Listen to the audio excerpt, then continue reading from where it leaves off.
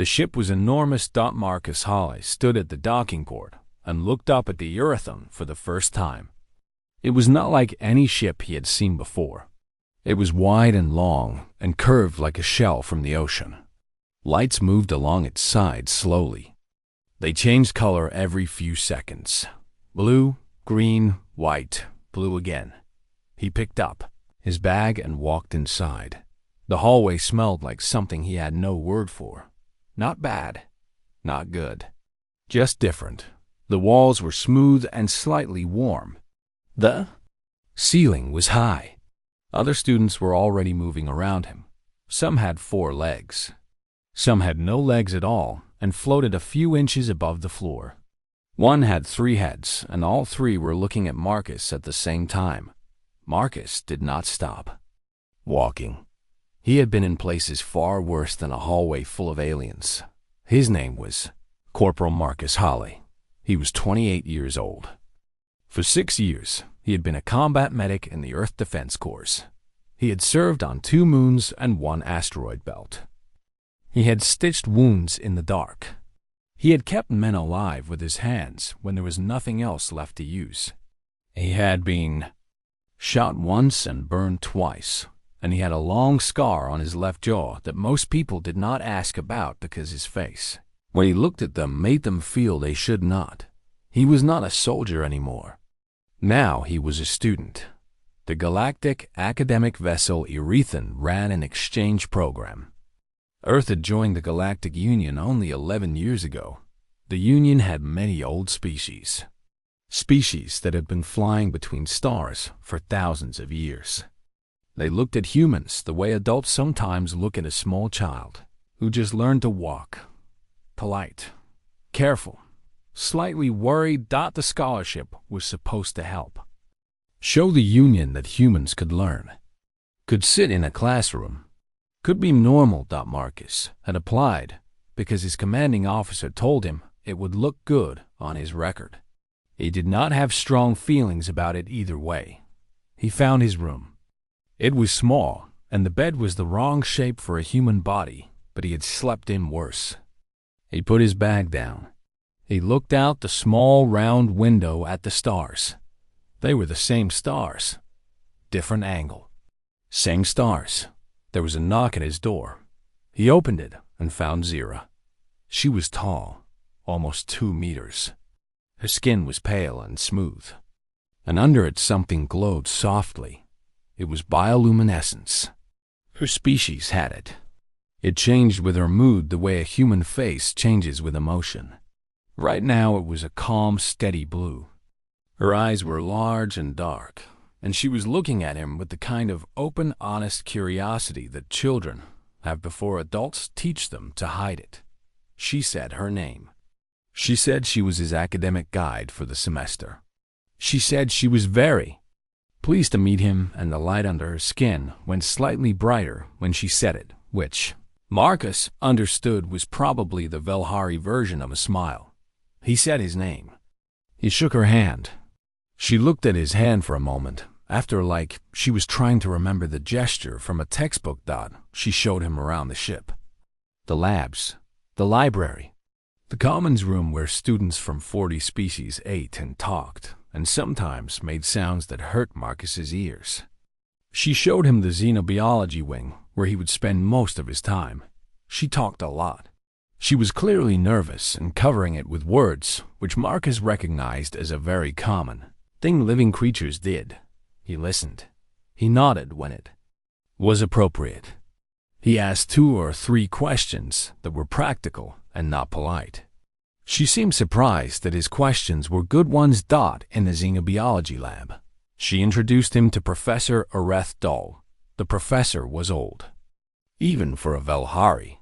His bioluminescence was dim and slow like a fire that had been burning a long time.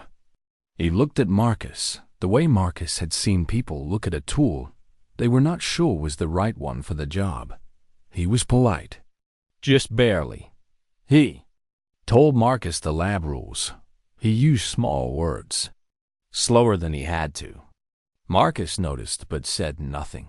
There were 6 other students in the lab. They all looked at Marcus with varying levels of curiosity and discomfort. Reth was one of them. He was large and reptilian, and his scales were dark green, and he was at least a head taller than Marcus. He looked at Marcus the way you look at something that is smaller than you expected but might still be worth watching. Marcus looked around the lab. He saw the equipment. He saw the layout. He started building a map of it in his head, the way he always did when he entered a new space, where the exits were, where sharp things were, where the light was good and where it was not. He had been in the lab for 11 minutes when it happened. He was walking past a rack of equipment along the wall. Calibration tools, sample containers, a row of metal brackets with sharp edges. He moved too close. The edge caught his forearm. Not a small catch, a real one. The kind that opens skin. He looked down. There was a cut on his forearm, maybe 5 centimeters long, not deep enough for a vein, deep enough to bleed properly. Blood was already running down toward his wrist. He felt it. Of course he felt it. It burned. It pulsed. His body sent him the message very clearly. Something is wrong. Here. Pay attention. He processed the message. He agreed that yes, something was wrong. He calculated that it was not life-threatening. He noted that it needed to be closed. He looked up and said to Zira, "Where is the medical kit?" The lab was silent. He looked around. Every student in the room had stopped moving. Zira's bioluminescence had shifted from calm blue to a deep, alarmed violet. It was almost purple. Her eyes were wide. The other students were staring at his arm, and then at his face, and then at his arm again. Professor Orathdol had gone very still. Marcus looked at his arm again, then back at the room. "The medical kit," he said again, calm, like he was asking for a pen. Zira pointed to a cabinet near the door. Her hand was shaking slightly. Marcus walked to the cabinet. He opened it. He found what he needed: antiseptic, needle, thread, a small clamp. He carried them to the nearest table and sat down on a stool. He cleaned the cut. He threaded the needle. He positioned his arm on the table so the light was good. He began to stitch. No anesthetic, no painkiller, no sedative, just the needle, the thread, the steady movement of his hands. The room had not moved. No one was talking. No one was walking. They were all watching him. The sound of the ship humming through the walls was the only sound. That and the very small sound of thread pulling through skin. Zira had moved closer without realizing she was doing it. She was standing 3 feet away now. Her light was still violet. Her hands were pressed together in front of her chest. She was watching his face. His face was calm. Not pretending to be calm. Actually calm. His eyes were focused. His jaw was not tight. He was not holding his breath. She did not understand it. She could not understand it. She had 1,000 questions. But only one came out. She said it very quietly. "Doesn't that hurt?" Marcus did not look up from his work. He finished the stitch he was on. He pulled it through clean. He tied it. Then he looked up at her. His eyes were steady. There was something in them that was not coldness and was not toughness and was not showing off. It was something older than all of those things. Something that had been pressed into him over years, the way pressure presses carbon into something that does not break. He said, "Yes." Then he looked back down and kept going. And Zira stood there with her light pulsing, violet in the quiet lab, and felt for the first time in her life that she did not understand something as completely as she thought. She had understood everything. She was right. She did not. Not yet. He finished the last stitch and cut the thread. Then he wrapped his forearm with clean bandage from the kit. Not tight. Not loose. The right amount. His hands moved the way hands move when they have done something so many times that thinking about it would only slow them down. He pressed the edge of the bandage flat and stood up. He looked at Zira. She was still standing in the same place, still glowing violet. Her large dark eyes had not moved from him since he started. The other students had also not moved. Even Reth, who was large and usually looked at everything like he was already bored with it, was standing with his thick arms at his sides and his mouth slightly open. Professor Orth Dahl was at his desk. He was not looking at his screen anymore. He was looking at Marcus. His expression was the expression of a man who has been very confident about something for a very long time and has just felt that confidence make a small but real crack. Marcus set the medical kit aside neatly. He looked at the blood on the table. He found a cleaning cloth and wiped it. Then he looked at Zira. "You asked me if it hurts," he said. She nodded. Her voice came out smaller than she meant it to. "Yes, it does," he said. "It hurts the same way it would hurt anyone. My body sends me the signal. I feel it. It is real." "Then how?" she said, and she stopped. She did not know exactly how to finish the question. Marcus understood what she was trying to ask. He had seen that look before, not from aliens, from new medic recruits, from people who watched him work in conditions that should have made working impossible and could not understand why he did not stop. He sat back down on the stool, not because he was tired, because he understood this was going to take more than one sentence. "Pain is a signal," he said. "Your body sends it to your brain. It means something is wrong. It means pay attention here. For most things, that signal is useful. If you touch fire, you pull your hand back. That is the signal working." Zira was listening very carefully. Her light had shifted from violet towards something softer. Still unsettled but curious now. "But pain is not a command," he said. "It tells you something is wrong. It does not tell you what to do about it. That part is still your choice." "For us," she said slowly, "pain does not work that way. When we are injured, our body responds immediately. Our nervous system releases compounds that reduce awareness. We cannot choose to ignore it. We cannot push through it. The body decides." "No," Marcus said. "I read about Velhari biology before I came here. And you read about other species also?" "Most of the ones on this ship, yes." She looked at him for a moment. "You prepared?" "I always prepare." There was a pause. She looked at his arm. "How many times have you done that? Stitched yourself?" He thought about it, not because he needed time to remember. More like he was deciding how much of the number to say out loud. "Enough times that it stopped being a big event," he said. She made a sound that was not quite a word. Something between understanding and something that was not understanding at all. She went to Professor Orth Dahl that evening. She stood in the door of his office and told him what she had seen and what Marcus had told her. She expected the professor to nod and explain it in some way that would make it smaller. He was very good at making new things smaller, fitting them into categories, reducing them to data. Instead, he was quiet. He pulled up the human species file. On his screen, he had read it before. He had summarized it in 3 words in his notes: young, fragile, developing. He started reading it again now, this time more slowly. His eyes moved across the data differently than they had the first time. Like the same map was showing him different roads. He did not say anything to Zira for a long time. She left eventually. The next morning in the student commons. Word had moved through the ship the way words always move on a ship. Everyone knew about the human with the needle. Students that Marcus had not met yet were looking at him when he walked in to get food. Not laughing, not dismissive, something else. Something that did not have a comfortable name. Reth was sitting at a long table with 2 of his friends.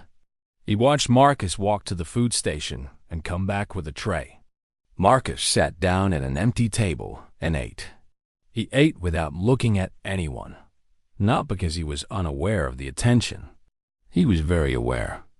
He just did not need to respond to it. HRA to H came over. He sat down across from Marcus. He was very large. Up close, his scales were dark, and his eyes were yellow, and he had a row of small ridges along his jaw. He was not angry. He was the kind of large that does not need to be angry. "I heard about yesterday," he said. Marcus nodded. "Among Rathaki." Reth said, "We test each other. Endurance.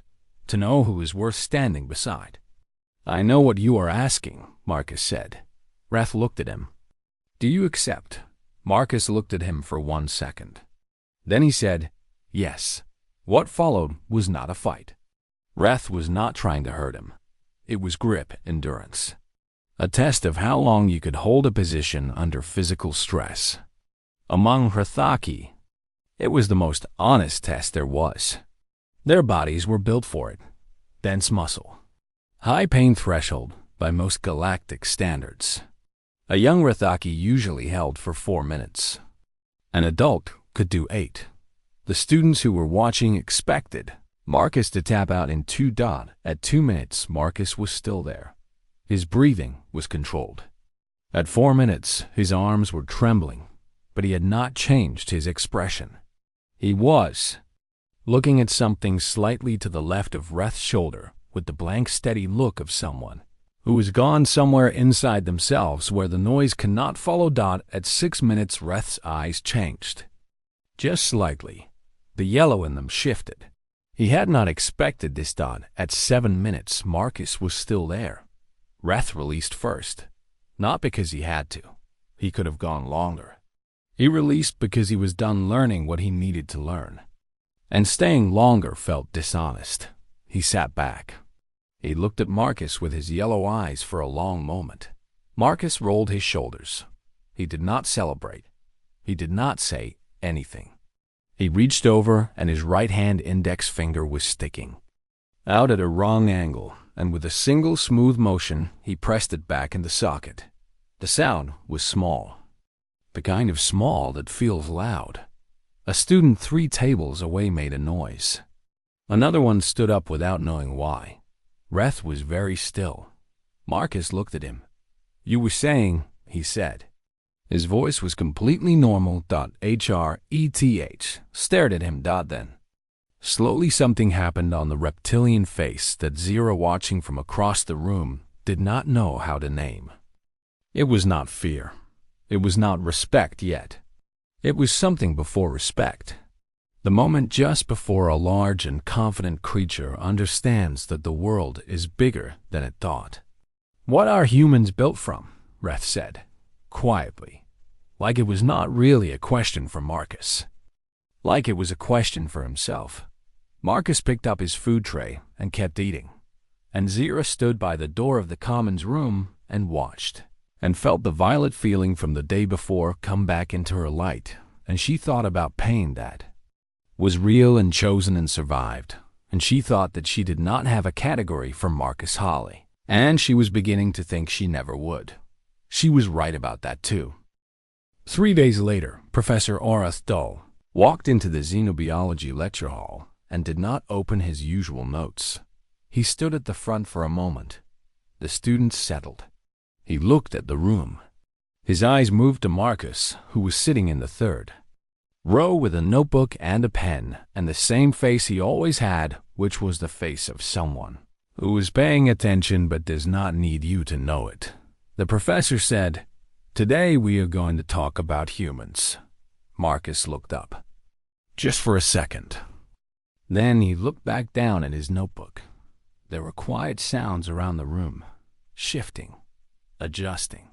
Zira, who was sitting 2 seats from Marcus, felt her light change without choosing it. She looked at the professor. She had not expected this. She had expected the professor to reduce what she had told him, to explain it away. He had not done that. He had done something else with it. He had gone quiet and thought, and now he was standing at the front of the room with a look on his face she had never seen before in 20 years of being his student. He pulled up a star map on the large screen behind him. He zoomed in until one small yellow star filled the display. "This is the Sol system," he said. "Third planet, Earth." He pulled up images, mountains, oceans, ice and desert and forest all on the same world. "This planet has been inhabited by Homo sapiens for approximately 300,000 years. Modern civilization for roughly 10,000. Space travel for less than 200. They joined the Galactic Union 11 years ago. We classified them," he continued, "as a young species. Developing, we noted their biological limitations. Shorter lifespan than most species. No natural armor. No venom. No significant speed advantage. No natural resistance to radiation. Small and soft compared to most species at their technological level." He paused. "We were reading the data correctly," he said. "We were interpreting it incorrectly." The room was quiet. He pulled up a new image. It was a graph. Long horizontal axis. Hundreds of thousands of years. Many overlapping lines. Population. Predator density. Seismic activity. Atmospheric events. Disease records pulled from ancient biological data. "Earth is not a gentle world," he said. "It never was. In the period when humans were developing as a species, the planet had predators significantly larger and faster than any human. Weather systems that killed thousands at a time, multiple ice ages, volcanic activity, regular epidemic disease. And on top of all of this," he paused, "humans were also killing each other, constantly, for territory, for food, for reasons we still do not fully understand."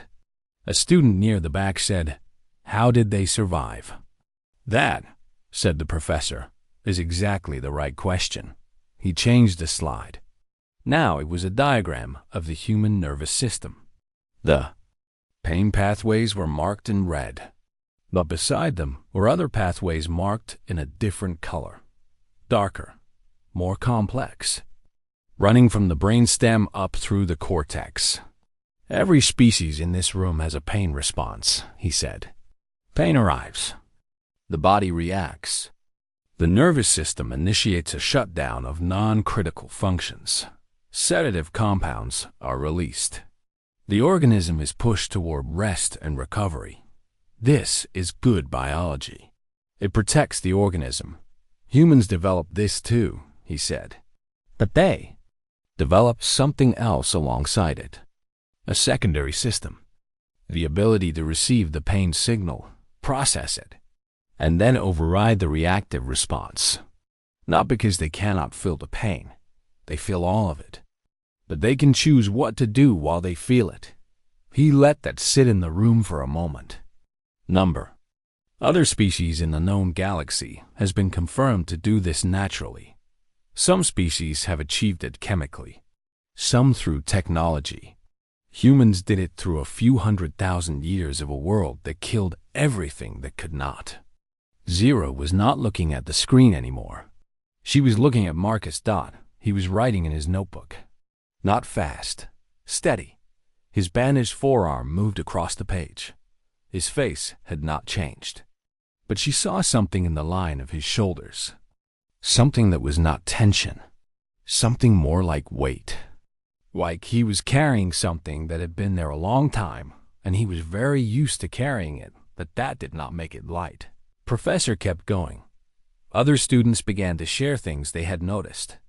The one who had seen Marcus exercising at 5 in the morning, not because he had to, because he chose to, putting his body under stress voluntarily, repeatedly, on purpose. The one who had watched him eat food so hot it steamed and enjoy it. The one who had noticed the scars on his hands. Not one or two, several. Different ages, different shapes. A record of encounters with damage that had all been survived. One student said carefully, "Is it suffering?" "What they do?" The professor was quiet for a moment. "That is a harder question than it sounds." Class ended. Most students left slowly, talking quietly among themselves. The way people talk when something has moved the furniture in their head, and they are not sure yet where to put it back. Zara waited. When the room was empty, she and Marcus walked up to the observation dome together. It was the highest point on the ship. The dome was transparent, and the stars were everywhere. No walls, just space in every direction. They stood there for a while without talking. The stars did not move. The ship moved through them like something that did not belong there and had decided not to care. Then Zara asked, "Were you always like this?" Marcus was quiet. He looked at a specific cluster of stars. Not any cluster she knew the name of.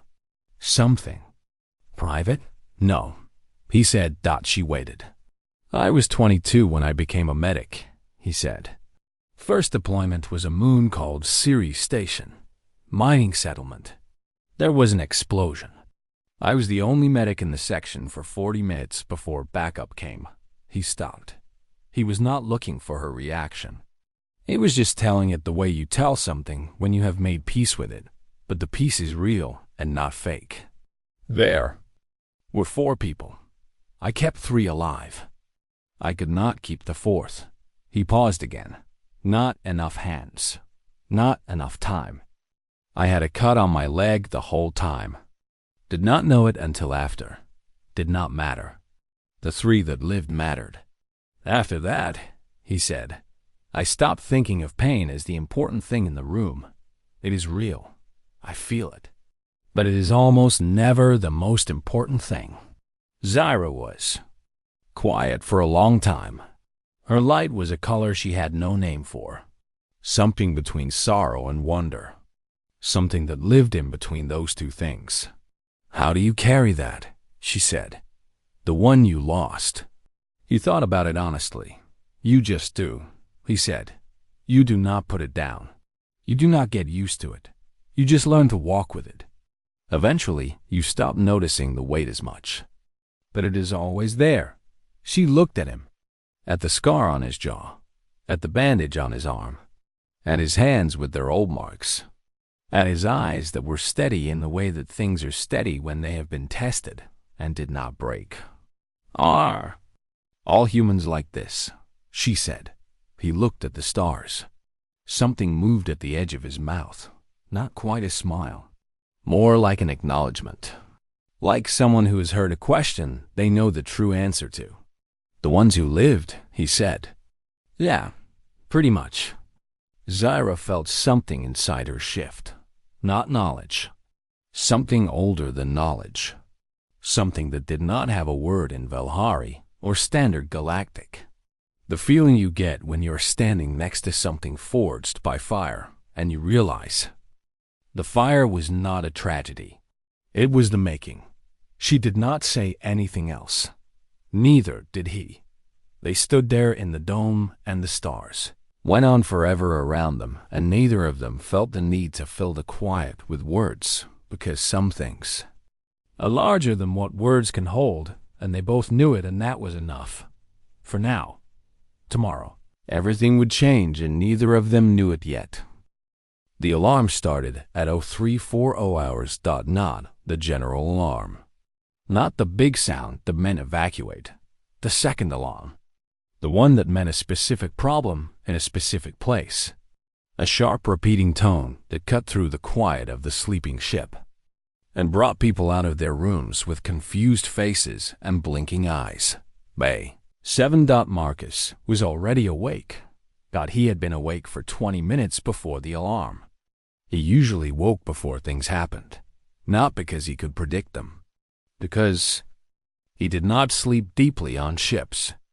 Sleeping deeply on ships was something he had stopped doing in year 2 of service, when he learned that the time between normal and emergency was sometimes shorter than a breath. He was dressed and in the corridor before most crew were out of their doors. The ship's speaker system gave the announcement in flat mechanical tones. Reactor coolant failure in the lower research section. Bay 7. Automated suppression systems had activated, but a pressure cascade had jammed the main bay door. Superheated vapor inside the bay. Temperature rising. 4 beings trapped. 3 students. 1 junior crew member. Automated rescue timeline 40 minutes minimum. Marcus walked faster. He found the emergency station on level 3. He took an environment suit off the rack. It was made for a species with a different body shape. Too wide in the shoulders and wrong in the legs. He put it on anyway. He adjusted what he could. He pulled a plasma cutter from the wall mount. He checked the charge dot behind him. A crew member said, "Organic personnel cannot enter Bay 7 in current conditions." The heat variance alone would. "Where's the door mechanism from outside?" Marcus said. The crew member stopped. "The door mechanism," Marcus said again. Not louder. The same volume. But something in his voice that made repeating himself feel like the last time he would do it. The crew member showed him on a wall map. 3rd junction. Left side panel. The distant panel. Manual override was behind a secondary housing that required the plasma cutter to access, because the electronic override was part of the same system that had failed.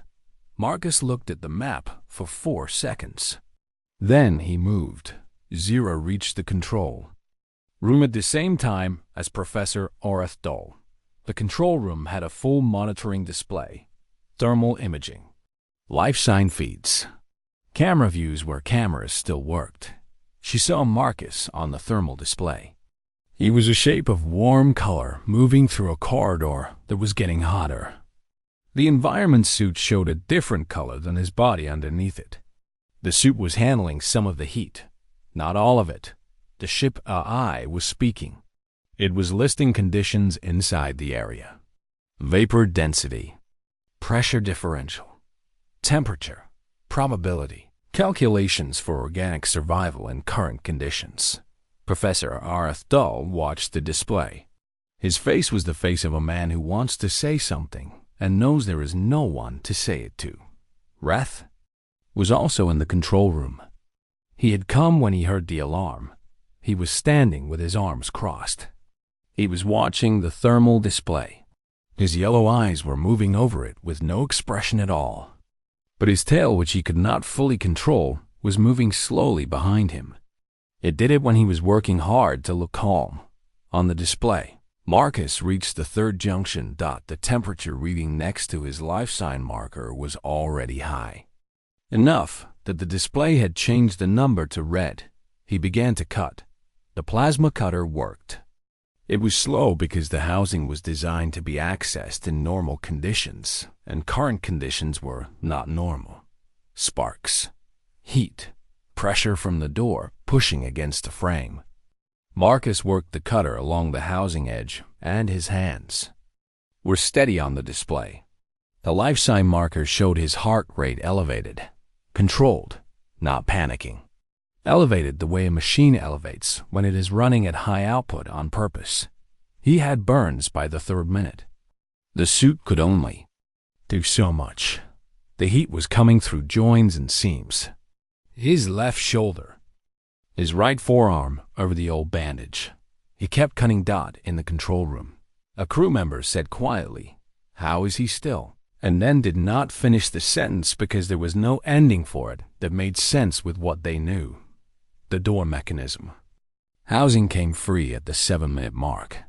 Marcus got his hands into the manual release. The door was held by pressure differential and jammed servo. He pulled. The servo cracked. The door moved. He pulled again. Every muscle in his body was doing what muscles do when they are asked to do more than they should be able to. They shook. They screamed in the language of lactic acid and micro tears. And heat in his mind received all of those messages and filed them in the part of him that had been filing messages like that since Siri Station and kept going. The door opened. Not all the way. Halfway. Was enough. He reached in, and one by one, he pulled the 4 trapped figures out into the corridor. A Valhari student. A small Grathaki student who had passed out. A human student from the 2nd exchange class whom Marcus had not spoken to, but who was now being held up by his arm. and the junior crew member who came out coughing and shaking on legs that barely worked. Marcus checked them, all four. Hands. On necks and wrists and chests. Eyes checking color and responsiveness. Medic habits. 20 seconds per person. Systematic. Then he straightened up. He walked to the medical bay. He walked. Not staggered. Not crawled. Walked. Slowly and without rushing, and with the particular kind of stillness that is not peace, but is the thing on the other side of the worst of something. The part where the work is done and the body is allowed to finish sending all the messages it held back. He sat down on the medical bay table. He started checking his own burns. Left shoulder, right forearm. 2 points along his ribs where the suit had separated. He was pulling the suit off one section at a time and looking at each area the way he would look in a patient. Calm, systematic, cataloging. The medical bay door opened. The captain of the Arethan walked in. Captain Vodorath was old and had served 40 years. She had 6 limbs and moved them with the perfect economy of someone who had never wasted emotion in 4 decades of space. Her rank marks were on her collar. Her face was a face that had given orders in emergencies without raising its voice. Because a raised voice meant something was out of control, and she had never allowed anything to be out of control. She stood in the door of the medical bay. She looked at the burn map that the bay system had automatically put on the display next to his table. Left shoulder, right forearm, rib points, hands. She looked at Marcus. He was examining his right forearm. Over the stitched cut from the first day, there was a new burn over the old wound. He was looking at it with the same face he looked at everything. Not performing anything, just looking. The captain stood there for a long time. Zira had come in behind her and was standing near the wall. Her light was not violet now. It was something she could not name and had never been before. Brighter than calm, deeper than happy. The color of something that has been changed and knows it. The captain raised 2 of her 6 limbs. She held them with the backs of her hands, facing outward and her head bowed. Zira felt something move through her chest. It was the Dorati gesture of deep formal acknowledgement. She had read about it. She had never seen it given. It was reserved in Dorati culture for those who had done something that could not be paid for with words. Soldiers who held a line alone. Pilots who stayed with their ship. Healers who walked into places no one should walk into and came back with everyone. The captain held the gesture. Marcus looked up from his arm. He saw the gesture. He understood it. He had looked up Dorati customs the same way he had looked up all the others before he came. Prepared. Always prepared. Something happened in his face that almost no one had seen before in the time he had been on the ship. Something moved in behind his eyes. Something old and tired and unexpectedly moved. He was not a man who was easy to reach, but this reached him. He sat up a little straighter. He gave the gesture back. Human hands. Human version. Imperfect. Honest. The captain lowered her limbs. She looked at him for one more moment. Then she turned and walked out without saying anything. Because she was a person who understood that some things do not need words, and words would only make them smaller. Marcus looked at Zyra. She was glowing that color she had no name for. "Is there coffee on this ship?" he said. She laughed. It was the first time she had laughed in 3 days. It was a real laugh. The kind that happens when something makes a crack in the wall you did not know you had built. It came out of her like light. Literally, her bioluminescence flared bright and gold for 1 second. "I will find you some," she said. She was still laughing quietly when she left. Marcus looked back at his arm. He went back to his systematic check.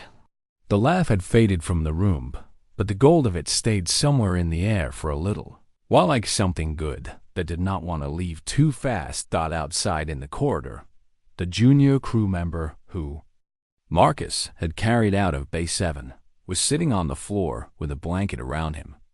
He was looking at the door of the medical bay. He did not know what to say. He had been in space for 2 years. He had met hundreds of species. He had thought he understood what strength looked like. He sat there with the blanket around him and understood that he had been thinking about it wrong the whole time. Strength was not the biggest thing in the room. Strength was the thing that went in when every calculation said, "Do not go in." Strength was the thing that walked back out. 2 weeks after Bay 7, the Erethan held an assembly. It was not a ceremony. The captain did not like ceremonies. It was a gathering, all students, all crew who were off rotation, in the main hall, which was large enough for every species on the ship to stand in without crowding. The ceiling was high, and the lights were warm, and the sound of several hundred different kinds of breathing filled the space with a sound like something living. Professor Orith Dull stood at the front first. He was not a man who apologized easily. It was not in his nature, and it was not in his culture. But he was a man of precision. When he had been imprecise, he corrected it. That was what he did now. He pulled up his species assessment file, the one he had written 11 years ago when humans first joined the Union. He read from it in his quiet, measured voice. Young, fragile, developing, biological, limitations, suboptimal design. He read it without looking away from the room. Then he said, this assessment was wrong. The room was quiet. Not in its data, he said, in its interpretation. I measured humans against what most species are. I did not ask what humans are. That is a failure of scientific thinking, and I will not repeat it. He pulled up a new file, the revised assessment. He had spent 10 days on it. It was longer than the original by a factor of 6. He did not read the whole thing. He read one line from the classification field. Convergent stress adaptation. Exceptional grade. First recorded natural instance in known galactic biology. He looked at the room.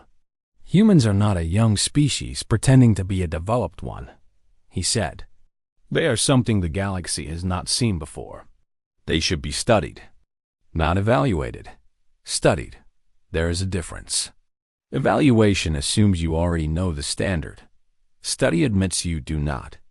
He stepped back. The captain gestured toward Marcus. Marcus did not want to stand at the front of a room full of people looking at him. That was clear from the way he stood up. Slow. The way someone stands when they are doing something out of obligation, rather than desire. He walked to the front and turned and looked at the room. He was quiet for a moment.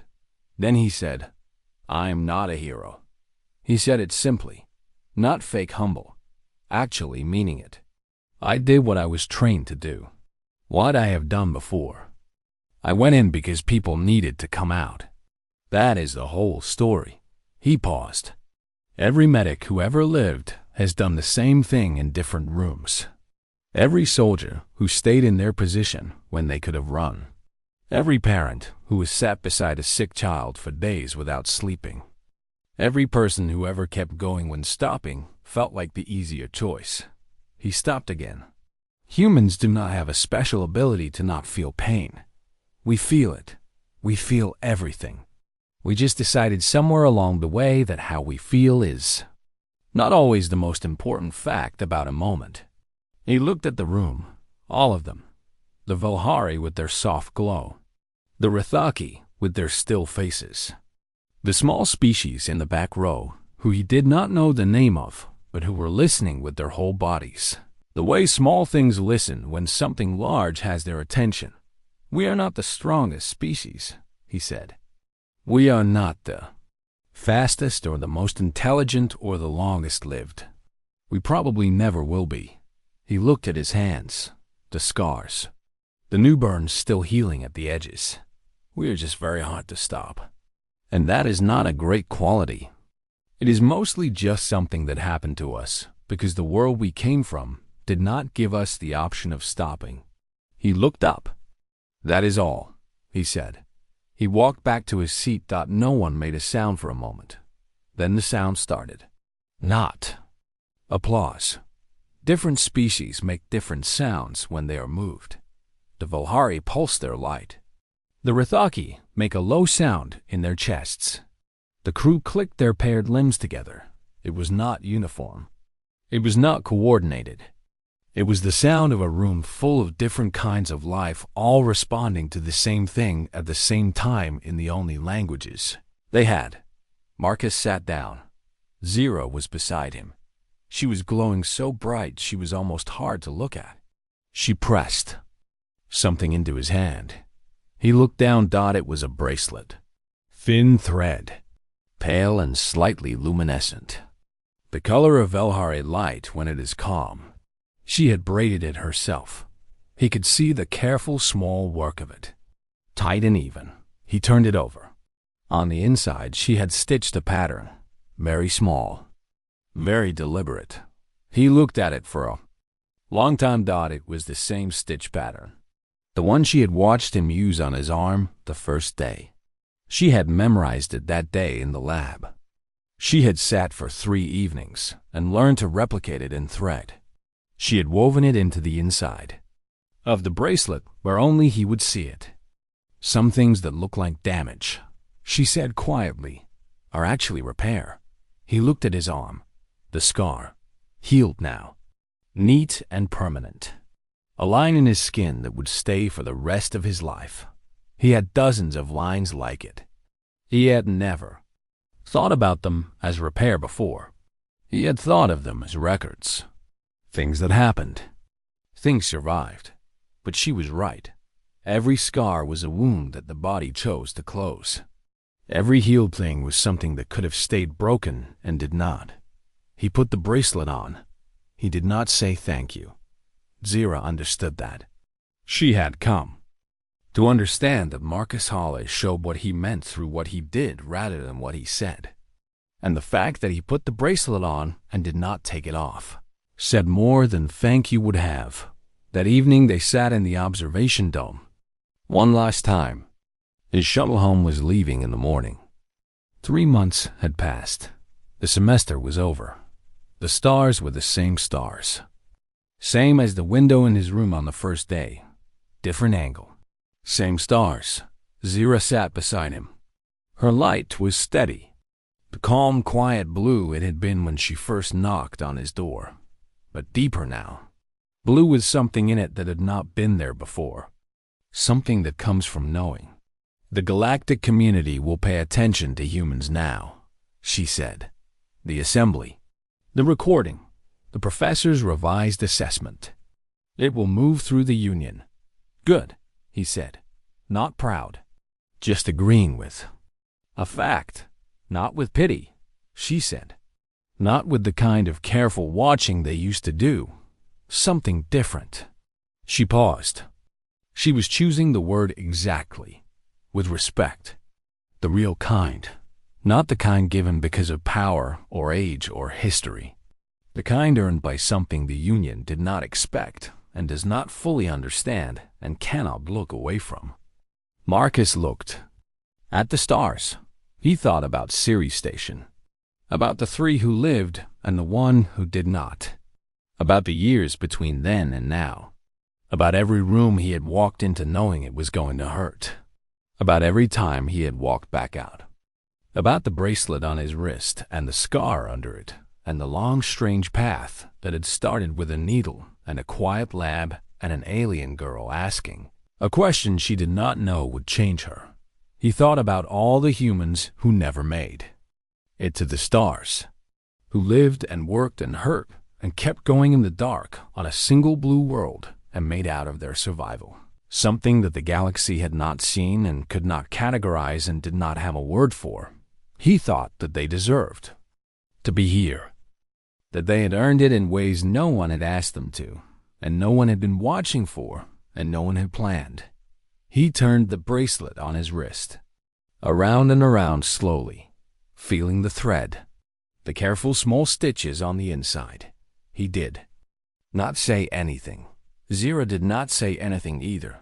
They sat in the dome, and the stars went on forever in every direction, and the ship moved through them. In the dark, and outside the transparent, dome space was cold and enormous, and indifferent the way space always is. But inside the dome it was warm, and two very different kinds of life sat together in that warmth and understood something that neither of them had words for, and did not need to, because some understandings live below language in the place where what you have survived becomes who you are. In the morning, Marcus picked up his bag. He walked to the docking port. He looked back once. Zira was standing at the end of the corridor, glowing gold, the way she had glowed for one bright second the night of Base 7 when she laughed. But steady this time, held, like a light that had decided to stay on. He nodded. She nodded back. He walked through the port, and the door closed, and the shuttle detached from the Erythum, and he sat in his seat and looked out the window as the enormous, curved ship with its slow-moving lights fell away behind him. Blue, green, white. Blue again. He did not cry. That was not how it moved through him. It moved through him the way everything moved through him. Real, felt, processed, carried. He would carry this the same way he carried everything else. The way you carry the things that matter. Not lightly, not without weight, but without putting them down. He looked at his wrist. The bracelet was still there. The scar underneath. It was still there. He turned back to the window. The stars were everywhere. He watched them go. By the way, only something forged in fire knows how to watch them, quietly, without fear, with the steady eyes of something that has already been tested by the worst it could imagine, and came out the other side, not unbroken, but unfinished, still going, still here, still human. And in the end, that was the whole story. That was all that ever needed to be.